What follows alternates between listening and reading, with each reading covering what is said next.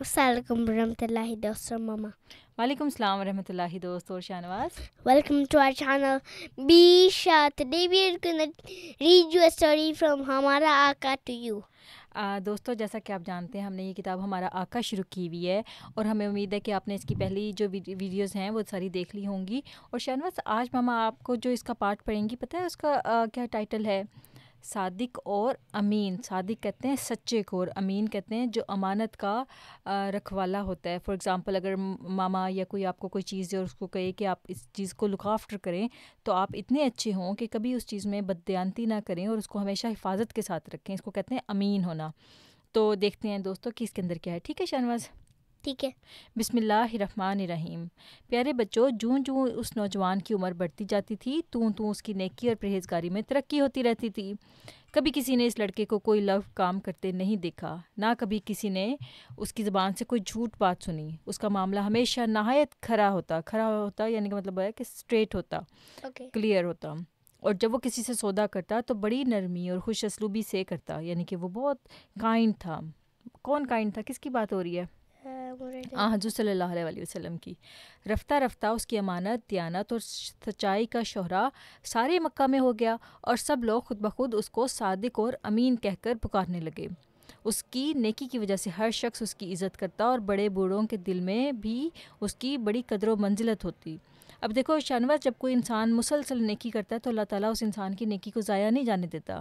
اللہ تعالیٰ وہاں پر جو لوگ ہوتے ہیں اپنی مخلوق کے دل میں اس بندے کی عزت ڈال دیتا ہے. مثال کے طور پہ اگر کوئی بندہ مسلسل سچ بولنے والا ہو اور کوئی دوسرا بندہ اٹھ کے کہتا ہے یہ جھوٹا بندہ ہے، تو اللہ تعالیٰ جو ہے پہلے ہی لوگوں کے دل میں ڈال دیتا ہے کہ یہ بندہ سچا ہے اور امین ہے. تو حضور صلی اللہ علیہ وسلم کا بھی جو لقب پڑا وہ صادق اور امین کا تھا. اچھا، تو پھر بڑے ہو کر اس لڑکے نے تجارت کا شغل اختیار کیا جو اس کا آبائی پیشہ تھا. شغل کہتے ہیں ہابی کو. مگر تجارت کے لیے اس کا پاس روپیہ نہ تھا. جو ٹریڈنگ ہوتی ہے، بزنس ہوتا ہے، آپ کو پتہ ہے اس کے لیے پیسوں کی ضرورت ہوتی ہے. اب ان کے پاس تو پیسے تھے نہیں، اس لیے اس نے دوسرے لوگوں کی شراکت میں یہ کام شروع کیا، یعنی کہ دوسرے لوگوں کے ساتھ شیئر کر کے شیئرنگ کی بیس پر کام شروع کیا. مال تجارت لے کر شام، بصرہ اور بحرین اور یمن وغیرہ کا سفر کرنے لگا. یعنی کہ حضور صلی اللہ علیہ وسلم ان ممالک کے سفر کیا کرتے تھے اور تجارت کا کام کرتے تھے. پھر وہ اس زمانے میں جو آدمی اس نوجوان کے ساتھ تجارت میں شریک رہے ان کو کبھی معاملے میں اس سے ذرا بھی شکایت پیدا نہ ہوئی، نہ کبھی کسی شریک کو اس نوجوان کی امانت اور دیانت پر شبہ ہوا. ایک دفعہ ایک شخص نے جس کا نام عبداللہ تھا اس نوجوان سے کوئی تجارتی معاملہ کرنا چاہا اور اس کے مطابق باہم گفتگو کرتے کرتے اسے کوئی کام یاد آ گیا. تو وہ کہنے لگا کہ آپ یہیں ٹھہریں، میں ذرا ایک ضروری کام ہو کر آؤں تو پھر میں آپ سے باقی کا معاملہ طے کروں گا. نوجوان نے کہا ٹھیک ہے، اچھا میں یہیں پر تمہارا انتظار کروں گا، تم چلے جاؤ.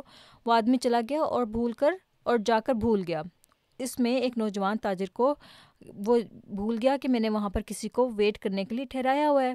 اتفاق سے 3 دن کے بعد اس کا گزر وہاں سے ہوا تو اس شریف انسان کو اس نے اسی جگہ پر پایا جہاں چھوڑ کر گیا تھا.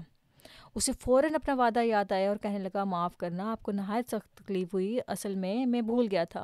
اب دیکھو حضور صلی اللہ علیہ وسلم اتنے اپنے وعدے کے پکے تھے کہ کسی نے ان کو کہا کہ آپ یہاں پر کھڑے ہوں اور میں ابھی آتا ہوں، اور پھر وہ آدمی چلا گیا. اس کے بعد وہ بھول گیا کہ میں نے کسی کو پرومس کیا تھا کہ میں ابھی آتا ہوں، آپ یہاں پر ویٹ کریں، اور پھر 3 دن تک وہ وہاں گیا ہی نہیں.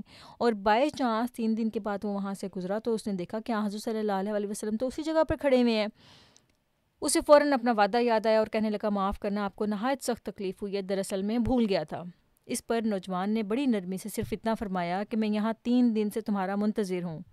دیکھا آپ نے حضور صلی اللہ علیہ وسلم کتنے اپنے وعدے کے پکے تھے.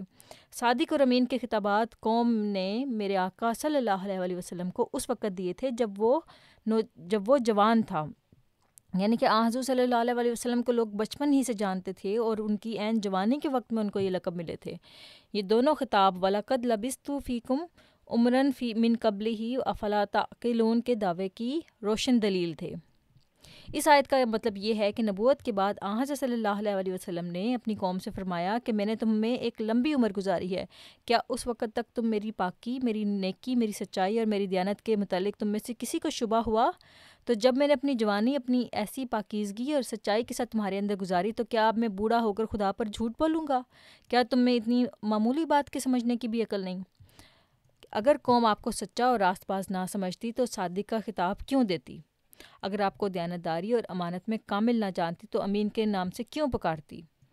اب دیکھو شہنواز، جب حضور صلی اللہ علیہ وسلم نے وہاں مکہ کے لوگوں کو کہا نا کہ مجھے اللہ میاں نے پروفٹ بنا کر بھیجا، تو وہ سارے حضور صلی اللہ علیہ وسلم کے خلاف ہو گئے تھے کہ آپ نے جھوٹ بولے، آپ کو اللہ میاں نے پروفٹ نہیں بنایا۔ تو پھر حضور صلی اللہ علیہ وسلم نے فرمایا کہ دیکھو میں تمہارے اندر بچپن سے ہوں، میں نے اپنی جوانی تمہارے اندر گزاری ہے، اور تم ہی لوگ ہو جنہوں نے مجھے کہا تھا کہ میں ہمیشہ سچ بولتا ہوں، اور تم ہی لوگ ہو جنہوں نے ہمیشہ مجھے کہا تھا کہ میں آنیسٹ ہوں، میں ہمیشہ امین ہوں میں۔ تو آج جب میں کہتا ہوں کہ مجھے اللہ تعالیٰ نے نبی بنا کر بھیجا ہے، پروفٹ بنا کر بھیجا ہے، تو تم لوگ یہ کیوں سمجھتے ہو کہ میں جھوٹ بولوں گا؟ مجھ کو تو ایسے جھوٹ بولنے کی ضرورت ہی نہیں ہے۔ کیا تمہارے اندر اتنی بھی عقل نہیں ہے کہ وہ انسان جس نے اتنی لمبی زندگی تمہارے اندر گزاری ہے اور وہ صادق اور امین کا لقب پایا ہے، وہ آج تم سے کیوں اس طرح سے جھوٹ بولے گا؟ تو یہ تھا ایک چھوٹا سا حضور صلی اللہ علیہ وسلم کی سیرت کا، اس سے ہمیں عکس ملتا ہے کہ حضور صلی اللہ علیہ وسلم کی سیرت اور زندگی کتنی پاکیزہ تھی، ہے نا شہنواز؟ ہاں جی۔ اب ہم یوں کرتے ہیں، اس ویڈیو کو یہاں پہ ختم کرتے ہیں۔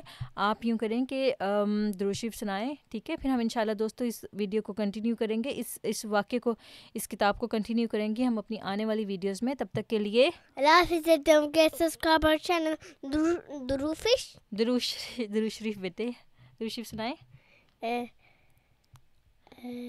اللہم صلی اللہم صلی محمد اللہم صلی علی اللہم صلی محمد محمد وعلی آل محمد کما صلیت علی ابراہیم وعلی آل ابراہیم انک حمید مجید۔